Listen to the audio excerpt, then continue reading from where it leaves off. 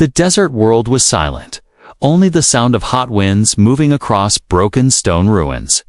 A lone human walked slowly, his boots pressing into the sand. He was tired, his throat dry, and his supplies nearly gone. He had traveled far, searching for anything: water, shelter, maybe a working machine he could sell. His name was Daniel. He was not a soldier, not a hero, only a wanderer who had lost too much. He carried a small pack and an old blaster. Hoping to survive another day, the ruins looked empty, but something felt strange. Shadows stretched long across cracked walls, and Daniel thought he heard something: a faint sound. A voice? Or maybe just the wind. He froze, listening carefully. There it was again, a soft sound, weak and broken. It was not the wind, it was crying. Daniel followed the sound, his steps slow, careful, his heart beat faster. He had heard many things in his travels, but never this. The cry sounded almost human, almost like a child. He turned a corner inside the ruins and stopped cold. In front of him, half hidden in the shadows, was a tall alien woman. Her silver hair was tangled, her skin pale, with strange glowing marks across her arms. She wore torn robes, once royal, but now dirty and ruined.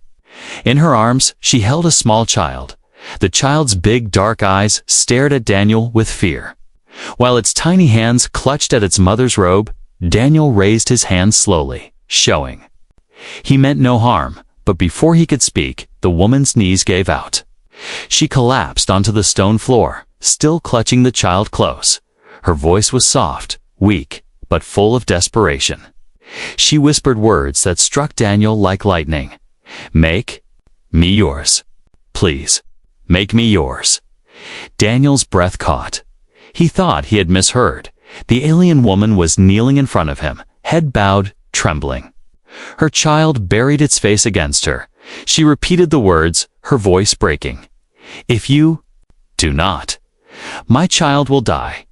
Daniel felt the weight of the moment pressing down on him. He did not understand. He wanted to ask, wanted to run. But something in the way she looked at him, her eyes full of fear and hope, stopped him. He stepped closer, carefully. "Who are you?" he asked, his voice low. The woman looked up. Her face was beautiful, but tired, marked by tears and dust. "I am Princess Solara," she said. "My people are gone. My enemies hunt us. Only you can save my child." Daniel's mind spun. He had met many aliens before, traders, soldiers, wanderers, but never a princess. Never someone who would fall to her knees before him.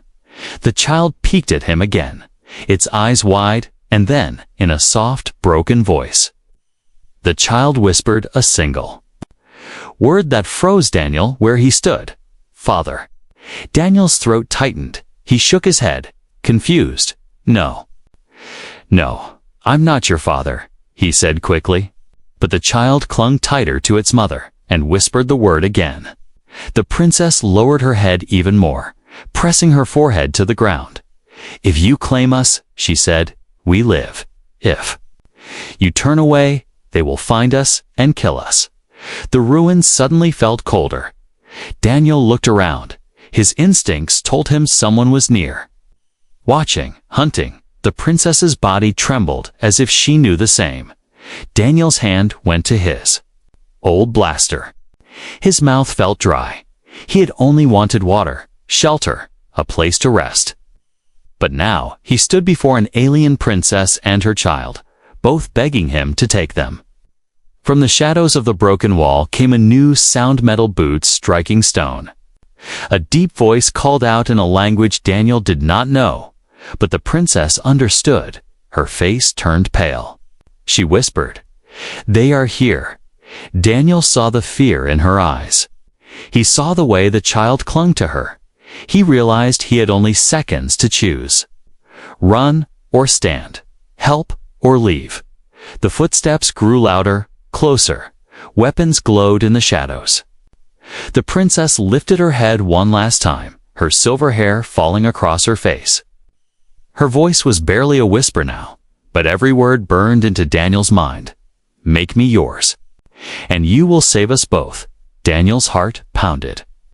His hand tightened on the blaster. The ruins shook with the sound of enemies closing in. The choice was his, but the moment had already chosen him. And that was how it began. Asterisk, the ruins echoed. With the sound of heavy boots, Daniel pulled the princess to her feet, her child still clinging tightly to her chest. His blaster felt too small in his hand, too weak for the danger that was coming. Yet he stood firm, his back against the broken stone wall. "Who are they?" He whispered quickly. The princess's lips trembled, her silver eyes full of fear. "Hunters," she said. "They serve the warlords who destroyed my kingdom. They will not leave until they have my child's head." Daniel's chest tightened. He had faced danger before, but never like this, never with lives that depended on him. The footsteps stopped. Voices murmured, low and sharp. Then a deep voice roared out, the alien tongue rough and threatening. Daniel could not understand the words, but he did not need to. The princess understood. Her body shook as she held her child tighter. "They give me one chance," she whispered. "If I surrender, they will kill me quickly. If not, they will burn us both alive." Daniel's eyes narrowed. He looked at her, then at the child. The boy's small eyes were filled with tears, but also with something strange trust, as if he already believed Daniel would protect him. "Why me?" Daniel asked in a low voice. "Why say those words? Make me yours? What does it mean?" The princess swallowed hard, her voice low and heavy. "It is our law. The law of survival. A mother and her child cannot live unless a protector claims them. If he is strong enough to fight for them, they are safe. If he refuses, the child is seen as weak and is destroyed." Daniel froze. The words felt unreal. A law that demanded she kneel to a stranger, begged for protection. His mind spun. His chest burned with anger. "That's not a law," he muttered. "That's a curse." The princess lowered her head, her voice breaking. "Curse or law? It is all we have left." The child stirred, lifting his small hand toward Daniel. "Father." He whispered again. His voice was soft, but carried so much hope that Daniel's throat ached. The hunters outside shouted again, their words sharp, their boots struck the ground. Closer now. Daniel had no time left. He looked at the princess. Her face was pale, her lips trembling, but her eyes, those silver eyes, were locked on him, waiting, begging. Daniel cursed under his breath. "Fine," he said. "If they want to fight, they'll get one." The princess's eyes widened as if she could not believe his words, but then her shoulders eased, and for the first time, spark of hope lit her face. She placed her child gently behind her and rose to her feet. Standing close, she whispered, "If you claim us, you must not fail. The child is the last heir. If he dies, everything dies with him." Daniel felt the weight of her words pressed down on his chest. He had never wanted to be part of any throne, any kingdom, yet now he was being tied to it. Whether he liked it or not, the first hunter appeared, his armor dark and sharp, glowing red in the dust-filled light. His weapon hummed with deadly power. He snarled when he saw Daniel standing in front of the princess, blocking her. Daniel's heart hammered. His hands shook, but he raised his blaster and fired. The bolt hit the wall near the alien's head. Forcing him to duck back, the sound exploded through the ruins. The child whimpered. The princess pulled him close again. Daniel took a breath. "Stay behind me," he said. His voice was rough, but steady. The hunters charged. Their shouts filled the air. The fight had begun. Daniel fired again. One shot, then another. He was not a soldier, but he had survived many battles on his own.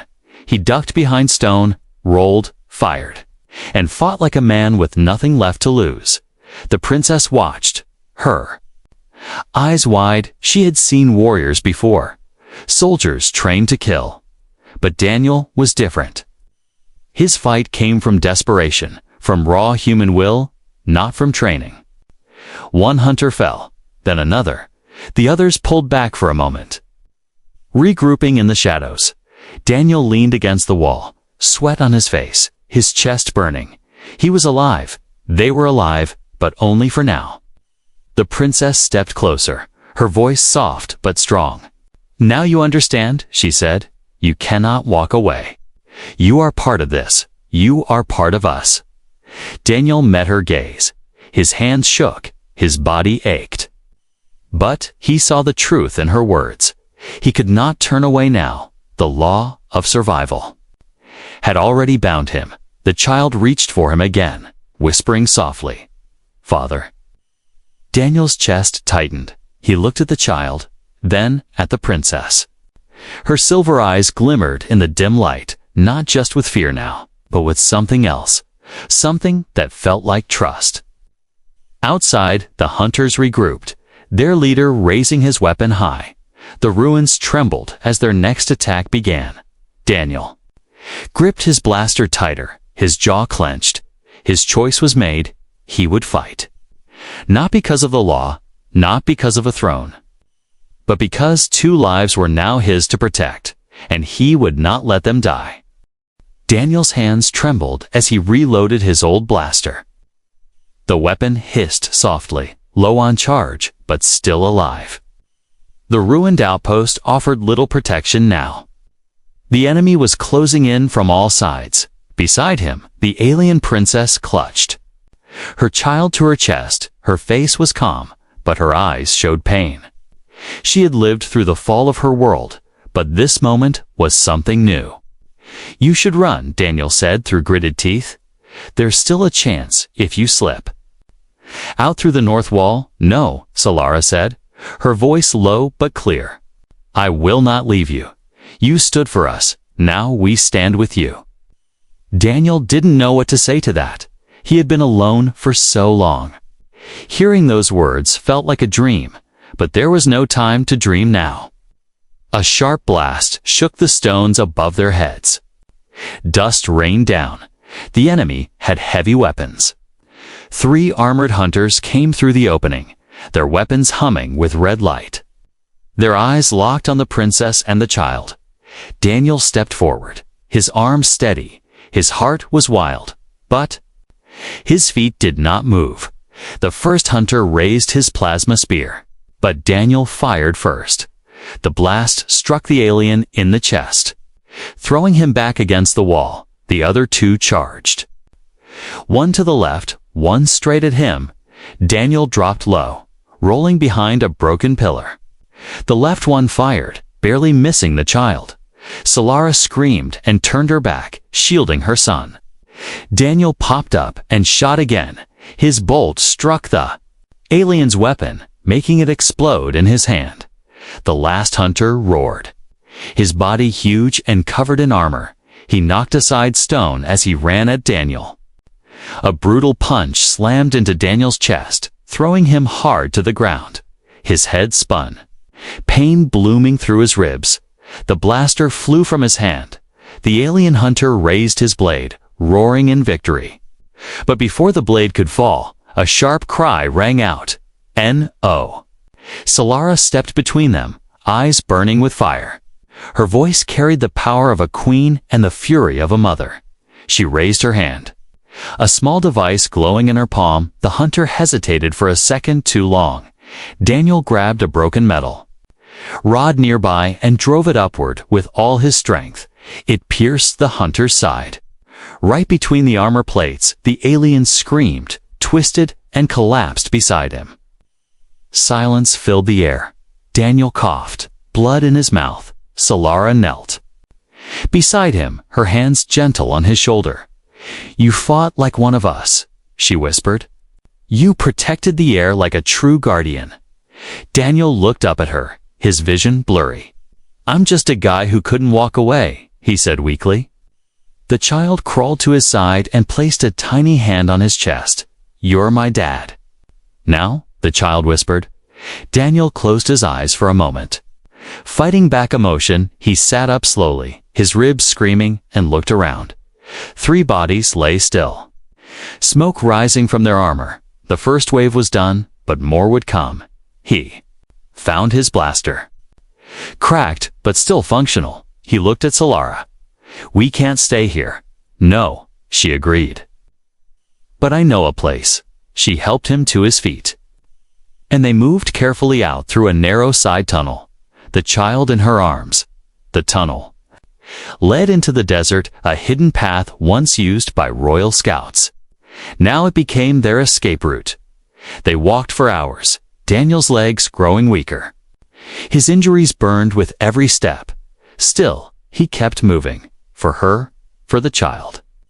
For the strange feeling growing in his heart, they reached a rocky cliff by sunset.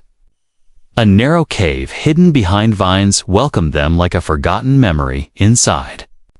It was cool and silent, lit by soft blue moss that grew along the walls. Solara laid the child down gently and turned to Daniel. Her fingers trembled as she touched his chest. Feeling the bruises and cracked ribs, "You need rest," she whispered. Daniel shook his head. "We all do." She paused, her hand still on him. "You should know," she said softly, "when I asked you to make me yours." It was not only a plea, it was a vow when a protector accepts a mother and child. Their fates become one. Daniel's eyes locked with hers, "So I can't back out." She gave a weak smile. "You could, but the child will never understand, and neither will I." Daniel looked at the sleeping boy. So small, so innocent, he took a deep breath. "I'm not going anywhere," he said. "Not until you're both safe." Solara bowed her head, not in weakness, but in gratitude, and for the first time since this all began. Daniel didn't feel lost. He felt like he belonged, outside. The desert winds rose again, carrying the scent of battle and the whisper of what was still to come. But inside the cave, for one brief moment, there was peace, and that peace was guarded by a human asterisk. The desert night was cold, sharp winds blowing through the open sky. The cave gave shelter, but not comfort. Daniel sat by the mouth of the cave, his blaster resting across his lap, his eyes scanning the stars. Solara sat nearby, holding her child close. The boy had fallen asleep quickly, wrapped in a worn piece of royal cloth that barely covered him. Yet his breathing was peaceful. Safe for now, Daniel's ribs still ached, bruised from the earlier fight. But the pain wasn't the only thing keeping him awake. His thoughts were loud, full of questions. He turned to Solara, who was watching him quietly. Her silver hair glowed faintly in the moonlight. Her voice broke the silence, soft and careful. "You could have walked away," she said, "even after the fight. You still had a choice." Daniel shook his head slowly. "I didn't," he said. "Not really. Not after hearing that kid call me dad." Solara smiled for the first time, a small smile, full of pain and something else, hope. "I never thought a human would protect us," she whispered. "In my world, humans are spoken of as myths, warriors who vanished after a great war. Many of us thought you were extinct." Daniel raised his eyebrows. "Well, I guess one of us survived." She looked at the stars. "My people used to live among those stars. We had cities made of crystal and sky bridges that touched the moons." "What happened?" he asked. She paused, her fingers brushing through her child's hair. "Greed, power, betrayal. My mate was a prince of the Sky clans. When he died, his brothers turned on us. They said our son had no right to the throne. They destroyed our home, hunted us, and called it justice." Daniel listened quietly, feeling her pain like a slow-burning fire. "The law of survival," she continued. "It is cruel, but in our darkest times, it is all we have. Without a protector, a mother is nothing, and the child becomes a target." Daniel clenched his fists. "That's not survival," he muttered. That's slavery with pretty words. She nodded. You're right, but you changed something. When you stood for us, the law bent around you. Not many know this, but the law of survival has an old path, a forgotten one. If a human claims the air, the bloodline becomes protected by ancient tech, not just tradition. Daniel looked at her, confused. Ancient tech. Yes, she said. Old machines that recognize human DNA as a royal seal. We don't understand it fully, but the old scrolls speak of a time when humans ruled the stars. And those machines still sleep, waiting for a human touch. Daniel leaned back, stunned. So you're saying I'm a walking key? Solara nodded. Exactly. And I know where the first lock is, before Daniel could ask more. She stood and gently lifted her child. There's an old starship buried near the canyon. It once belonged to the Sky clans, but it shut down after the last human died in battle. If we can reach it, and if it accepts you, we can escape this planet. Daniel stood slowly, every muscle aching, but his voice steady. Then let's go. They left before sunrise. Moving across the dusty canyon floor, the child rode in Solara's arms, quiet but curious, occasionally. Looking back at Daniel and smiling, the path was dangerous. Full of broken rocks and strange glowing plants. Twice. Daniel had to shoot small desert beasts that crept too close. Solara led the way. Sure-footed, despite her exhaustion, after hours of walking, they reached a wide canyon wall covered in vines and stone. Hidden behind the growth was a metallic door, ancient and rusted but massive. This is it, Solara whispered. Daniel stepped forward, placing his hand on the metal. It was cold at first, then warm. Suddenly, symbols glowed beneath his fingers. Blue lines spreading like veins across the wall. The door groaned, then slowly slid open, dust rising in clouds. Inside was darkness, but also silence, not dead silence, waiting silence. They entered carefully, Daniel holding his blaster. The hallway was narrow, filled with old lights and broken panels. Finally, they reached the command room. At the center was a glowing pedestal, smooth and silver. Solara stepped aside. Place your hand here, she said. Daniel hesitated, then touched the pedestal. The room lit up instantly. Lights blinked, engines hummed, and the ship began to breathe again. Solara gasped, tears in her eyes. It accepted you, she said softly. You are now the protector of the air. The child touched the edge of the pedestal, then looked up at Daniel. Home? He asked. Daniel knelt beside him. Not yet, he said, but we're getting close. Solara placed a hand on his shoulder. More will come. They will chase us. They will not forgive what we've done. Daniel looked at her, his voice calm. Let them come. I didn't start this, but I'm going to finish it. Outside, the winds howled through the canyon, but inside the ship, something new had awakened. Not just a machine, but a bond, a promise, a journey that had just begun. The ancient starship hummed softly, like it was breathing again after centuries of silence. Dust floated in the air, lit by the glowing blue lines that now ran across the ship's walls. Daniel stood at the center console, his hand still resting on the pedestal that had awakened everything. Behind him, Solara and the child watched in silence. It obeyed you, Solara whispered, her voice trembling. It really obeyed you. Daniel slowly pulled his hand back. I don't understand. Why? He said. I'm not special. I'm just me. Solara stepped forward, her eyes fixed on the glowing controls. Long ago, your kind helped build the unity between stars. Humans were not just warriors, they were protectors. Judges and kings. Daniel frowned. That sounds like a story. She nodded. Yes, one told in secret. Our elders whispered it when we were children about how the humans vanished. And when they did, balance shattered. Daniel looked around the ship, the walls pulsing gently with light. This thing. It feels alive. It is, Solara said.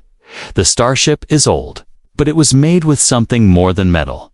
It carries memory, purpose, suddenly. A screen flickered to life. A figure appeared, an old human soldier in armor. His voice, echoing from the past. "If you see this message," the soldier said, "it means a protector has returned." Daniel's heart skipped. The figure looked right at him. Even though it was just a recording, our ships were hidden when the great fall began. The soldier continued, "But one day, one of us will rise again, not by bloodline, but by choice, if you choose to protect. This ship is yours." The screen faded, silence returning to the room. Daniel turned to Solara. "What is this?" Her voice shook. "It means you were never just passing through. This was waiting for you, or someone like you." The child reached for Daniel's hand, holding it tight. "Safe now?" he asked in a tiny voice. Daniel smiled faintly and knelt down. "Not yet, but we're close." A sudden alarm echoed through the ship. Red lights blinking in the corners. Solara moved to the side panel and read the symbols, her face turning. "Pale, they found us," she said. "A warship 10 minutes away." Daniel's body tensed. "Can this ship fly?" "Maybe," Solara replied, "but it needs full ignition only. You can unlock it." Daniel looked around, pressure building in his chest. He placed his hand on the console again. The lights around them flared. A voice from the ship spoke low, and smooth, human signature confirmed. Preparing for launch, engines rumbled deep below. Shaking the floor, the ship was waking up fully now. Outside, the sky changed color as enemy fighters came into view. Solara's eyes burned with urgency. "You must bond with it completely. Only then can it defend us." Daniel hesitated. "What does that mean?" "Bond? How?" Solara stepped close, placing her hand over his heart. "You must accept the role. The ship listens to purpose, not power. You must say it, mean it, become it." Daniel looked at the child, who stood silently, watching with wide, hopeful eyes. He took a deep breath and spoke slowly. "I am the protector. I will keep this child safe. I will protect this family with everything I have." The ship responded instantly. The lights pulsed, the engines roared, and the voice said, "Command accepted, bond complete." The starship lifted from the canyon floor, falling away as wind swirled beneath them. Enemy ships fired from above, plasma bolts racing toward them. Daniel grabbed the controls. Somehow he knew how they worked, like the ship was guiding him. He dodged the first blast, then another, firing back. The old weapon systems came alive, energy beams slicing through the sky. One hunter's ship exploded in flames. The others pulled back in shock. Daniel grinned. Despite everything, now that's more like it. Solara sat beside him, holding the child. "You're not just a protector now," she said. "You're something more." The ship soared into the upper atmosphere, chasing the stars. Daniel looked at the stars ahead, his hands firm on the controls. "Where to next?" he asked. Solara leaned closer. "There's a place, an old outpost of your people. It may have answers. But it's far, and many enemies wait between here and there." Daniel smiled slightly. "Good. I was starting to get bored." The child laughed softly, the sound filling the ship like sunlight as the stars stretched in front of them. Daniel knew this was more than escape. This was the beginning of something he had never imagined.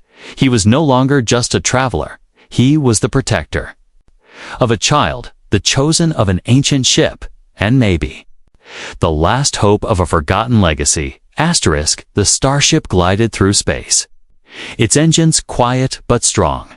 Stars stretched far in every direction, like silver dust scattered across darkness.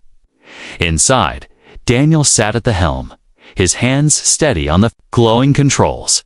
He had never flown a ship before, But the moment he placed his hand on the system, it all made sense. The ship moved like it was alive, like it knew his thoughts. Beside him, Solara watched in silence, her child sleeping peacefully in her arms, for the first time since their escape began. Her face looked calm.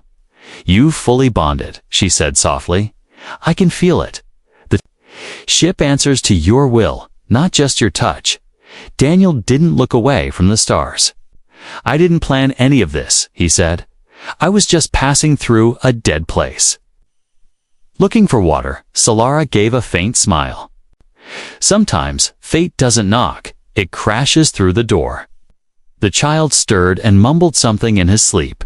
Solara held him closer. Brushing her fingers through his soft hair, "He trusts you more than anyone," she said. "You became his shield when he had no one." Daniel's eyes softened. He had been alone for so long, wandering, surviving, running from memories he never spoke of.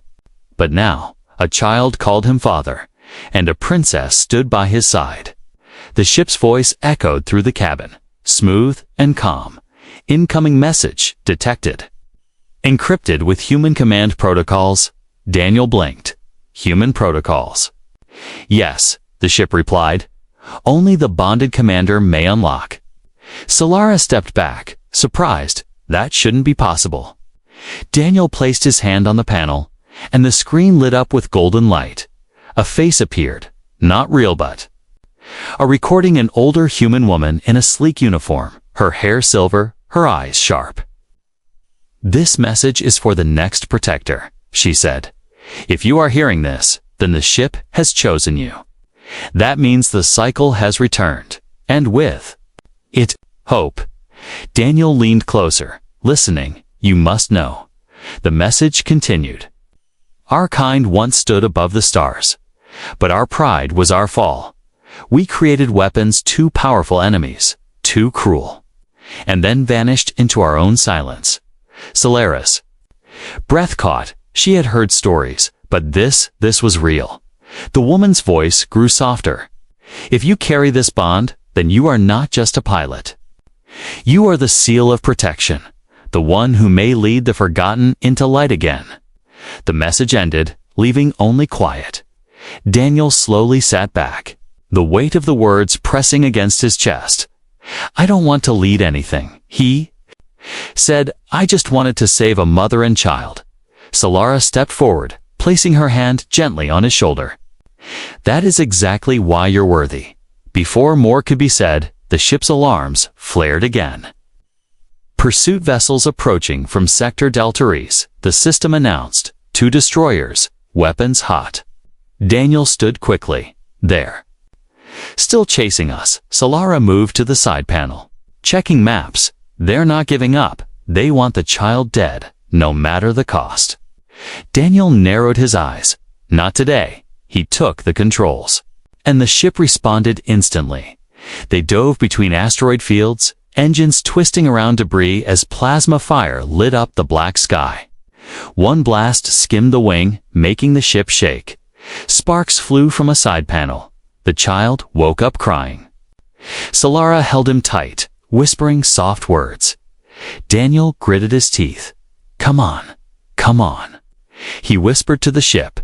"You're alive now. Fight back." The ship's voice responded. "Defense system online, engaging." Hidden cannons opened along the sides, firing powerful beams of light. The first enemy ship was hit directly, spinning out into the void. The second tried to retreat, but Daniel followed with fierce speed, guided by instinct and the ship's guidance. The enemy launched missiles, but Daniel twisted the controls sharply.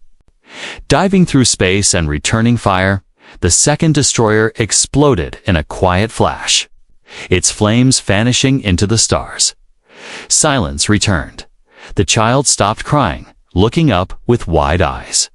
Solara stared at Daniel, her voice soft. "You don't even realize what you've done. You flew like someone born in space." Daniel sat back, breathing heavily. "I just didn't want them to hurt you." She touched his arm gently. "And you didn't. You saved us. Again, the ships." Voice spoke once more. Coordinates to ancient human outpost, now within range. Estimated arrival in 5 hours. Daniel nodded, looking ahead at the stars. Then that's where we're going. Solara stood beside him. The bond is real now. You're not just the protector. You're part of something older than both of us. Daniel looked at her. Does that scare you? She shook her head slowly. No, it gives me hope. The child walked to Daniel and held out a small silver charm and air token, shaped like a star with wings. Daniel took it and looked down. What's this? It belonged to my mate, Solara said, her voice trembling. Now it belongs to you. Daniel held the charm tight. The weight small, but the meaning heavy. He was no longer running from his past. Now, he was racing toward a future that only he could unlock. And beside him stood a princess and a child who called him father, and a ship that carried the memory of a forgotten world. Together, they were more than survivors. They were the beginning of something new. The ancient starship moved silently through the stars, like a ghost returned to life. Inside the command chamber, Daniel stood with quiet strength, Solara beside him.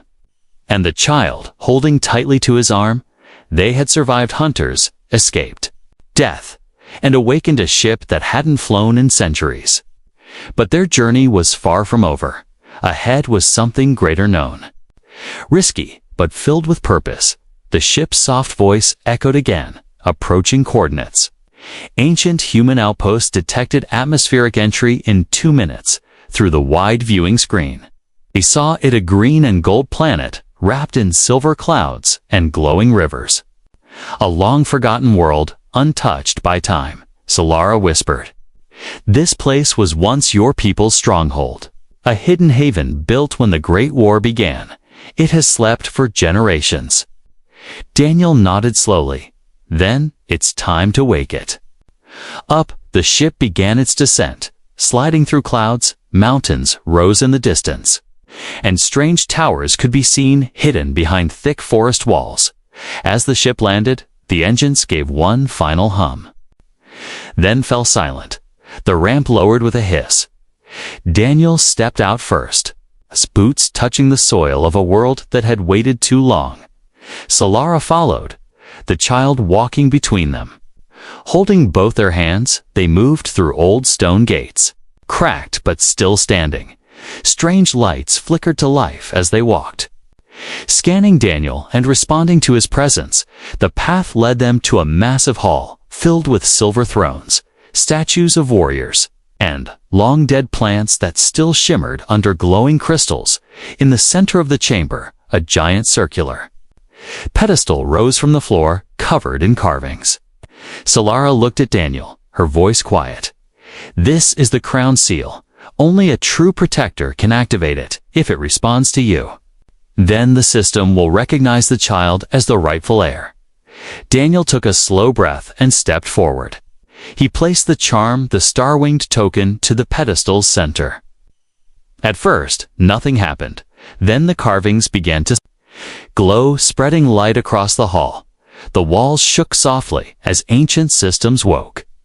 A beam of golden light rose from the pedestal and scanned the child, who stood bravely.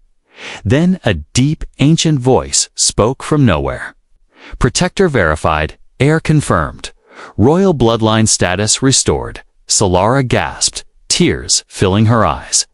The child looked up at Daniel and whispered, "I can stay now."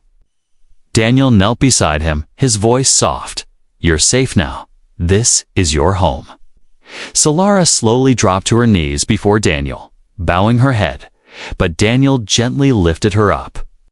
"No more kneeling," he said. "Not from you, not from anyone." She looked into his eyes, full of emotion. "Then what now?" Daniel looked around. "We rebuild. We protect this place. We find others, those hiding, those in danger, and we give them hope." The child took Daniel's hand and held it to his chest. "You're our family now," Daniel smiled, the weight in his heart finally lifting. Days passed, and the outpost came alive. The ship helped restore the power grid. Ancient machines repaired broken systems. Daniel explored halls filled with history stories of humans who ruled not through fear, but through honor. Solara stood beside him each time, teaching him what she knew and learning what she didn't. Together, they trained, hunted for supplies, and built shelter.